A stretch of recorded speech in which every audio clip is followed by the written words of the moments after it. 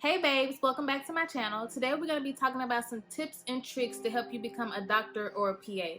So I know you clicked on this video because you plan to go to college soon. You want to major in pre-med or even pre-law even. So pre-med, pre-law, you want to major in biology, chemistry, biochemistry. You want to major in something that's medicine related. So this video is to help you because a lot of people won't give you the tips and tricks on the road to becoming a doctor or a PA. So let's just get right into this video. So one of the first tips I have for you is don't party too much. I know, it's your first sense of having no responsibilities really. You're responsible for yourself. You can do whatever you want. You can leave the house when you want, come in when you want, because nobody's there to tell you study, do your homework, do these things. So you end up partying with your friends on a Friday and Saturday night because you're thinking, oh, there's nobody to tell me anything to do other than that. I'm here to tell you, do not party too much. I've had plenty of instances where I had an assignment due that week and I still decided to party anyway. And so of course the assignment turned out like crap and I got the grade I deserved. So that is my first tip. Do not party too much. And so now I'm gonna show you guys a little clip of what I mean about don't party too much. So here I am writing a 12-page paper for class. I mean, I'm not that far into it, so I'm really trying to focus and think about the topic and what I'm gonna write about. Then I get a ding on my phone. It's one of my friends invited me to a frat party tonight. It starts at 7. It's roughly 3 o'clock right now, and I haven't gotten anywhere on this paper. I mean, do I really want to go? Q parties do be hidden, though. I could use a break, but, geez, I'm just on page 3, like, nah. I think I'm going to make a logical and responsible decision right now, and I'm going to tell them I can't come tonight. I really need to do better in class, and I need to work more on this paper.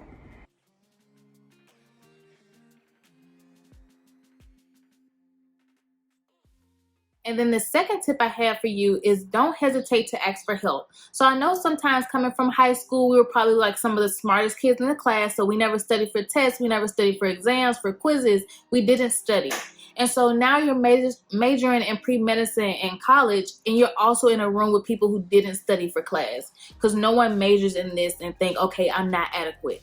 So what I want you to do is don't be afraid to ask your teacher when it's his office hours. Don't be afraid to do your outside research. You have Google, you have your book, you have flashcards of people who've taken this class in other states, other schools. Like you have so many resources that I want you to take advantage of because listen, when you're taking that test and it's you in the paper, you need to make sure it's all in your brain. It's not in your friend's brain. It's not in the papers next to you brain. It's in your brain. So that's what I mean when I say don't hesitate to ask for help. And I'm going to show you a clip of what it means to not hesitate to ask for help.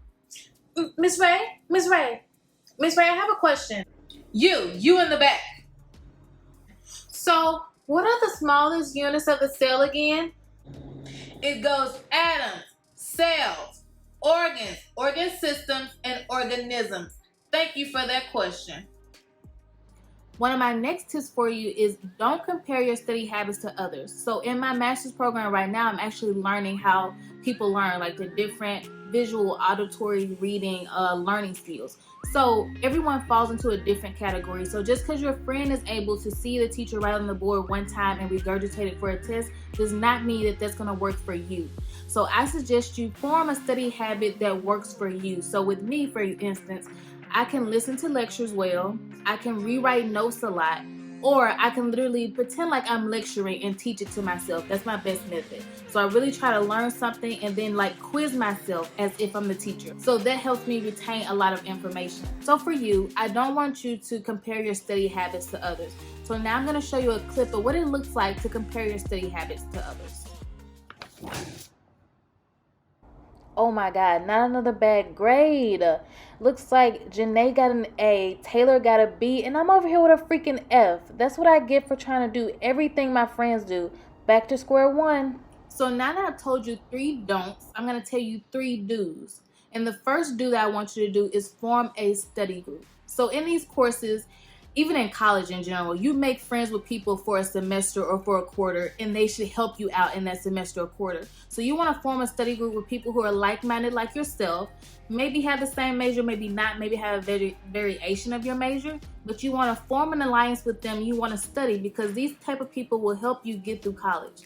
They'll be there for you when you're like, oh, I don't understand this, if they feel strong enough in that subject. So you do want to form a study group.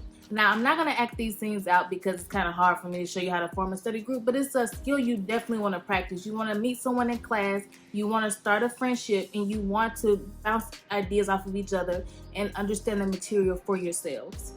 The next tip I want to share with you guys is very, very, very important, because I know people who've gotten into the profession and said, you know what, I realize this is not what I want to do anymore, and they completely changed their whole mind, and it's like almost in essence too late, because you started this program, or you at the end of this program, and now you're deciding, I don't want to be this thing. So what I'm going to suggest for you to do in college, freshman, sophomore year, find a job that you can do that's similar to what you want to do in the future, or find someone who will allow you to shadow them, because you want to see in real life what the position you want to fulfill, what it does in the actual scope of medicine. How do you better fit into that scope? Like, how do you feel if you embody that position? You want to make sure before you pursue your master's, before you get the MD and DO and PA behind your name, you want to make sure that that's something that you have experience in, and you know that's what you want to do. So that's another tip that I would have you keep in mind as you're going through all your courses in college. And then the last tip I have for you is one that should be the first thing on your mind when you're applying to school. Don't just choose a major because you think they make money or because it's super popular where you're going to school at. My school, for example, was a liberal arts college, so most people were majoring in medicine or law or something in that field. But just because that's the college I'm going to, that doesn't mean I should have majored in what I majored in. So, for example, if you are into music, producing, writing, all those type of things with music, don't major in pre-law because, oh, they make more money. Because if you have no passion for it, trust me, the money won't even matter. You'll just go to work and be miserable. So what I want you to do is think long and hard about majors. Oh my God, colleges have like thousands of majors, or, you know, variations of majors. So you can do a major in one thing, a minor in something else. For example, I majored in biochemistry. I minored in psychology and biology. So like, I got a lot of different aspects that added up to my curriculum in college. So I would suggest that you do some of the similar things. You want to sit down and realize what works for you, what doesn't, what do you think is going to help you in the future. So those are the tips I have for you right now. So babes, you made it to the end of this video. I hope you guys learned something or picked something up that's going to help you in deciding your college career, major, which one you attend. Also, you want to think about costs, because I know sometimes your parents are paying for this, or you're relying on the government, and you don't want to owe these people a ton of money when you're done. So when you're balancing your college options, make sure you also think about financing. If you learned something helpful from this video, be sure to give me a thumbs up or a comment so I know that what I did help someone. It will really make my day to know I helped someone. So again, babes, I want you to like, comment, subscribe, and share this video and let people know the type of content I'm creating and that is helping others. So until next time, bye.